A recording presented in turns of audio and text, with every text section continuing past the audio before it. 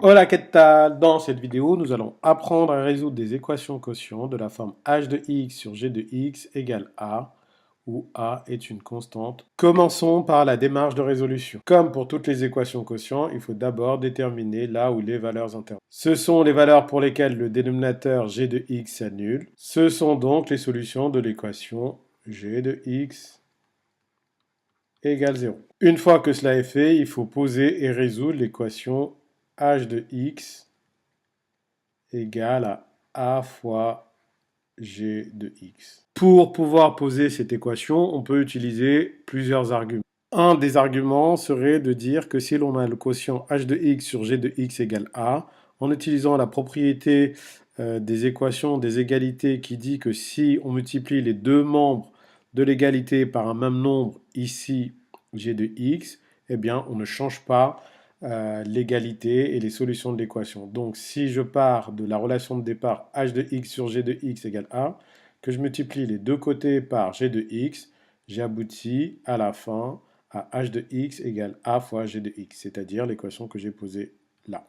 Autre argument tout aussi juste pour expliquer cette écriture-là serait de considérer a comme étant a sur 1, a divisé par 1.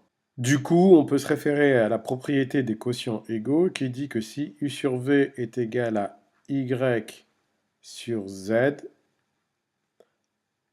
eh bien alors u fois z est égal à v fois y, avec v différent de 0 et z différent de 0, bien évidemment. Ce qui ici, du coup, nous autoriserait à écrire que h de x fois 1 est égal à a fois g de x.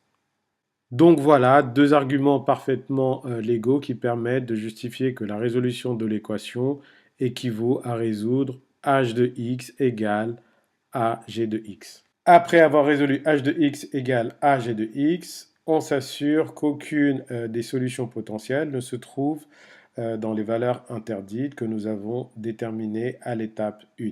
Enfin, il faut conclure en donnant l'ensemble des solutions. Appliquons notre démarche à la résolution de cette équation-ci qui est 2x plus 3 sur x moins 1 est égal à 3.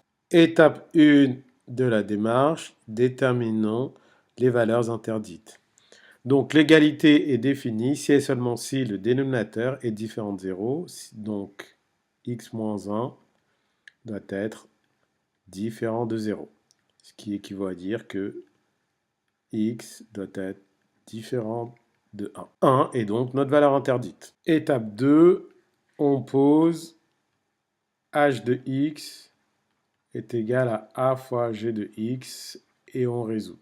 Ici, h c'est 2x plus 3, g c'est x moins 1 et a est égal à 3. Donc cette équation équivaut à résoudre 2x plus 3 est égal à 3 facteur de x moins 1. Et on garde en mémoire notre valeur inconnue, x différent de 1. C'est une équation donc du premier degré avec des termes en x des deux côtés. On va développer la partie de droite, donc ça donne 3x moins 3. Une fois que cela est fait, on passe tous les x du côté gauche, donc 2x moins 3x, et on passe toutes les constantes de l'autre côté, est égal à moins 3, moins 3.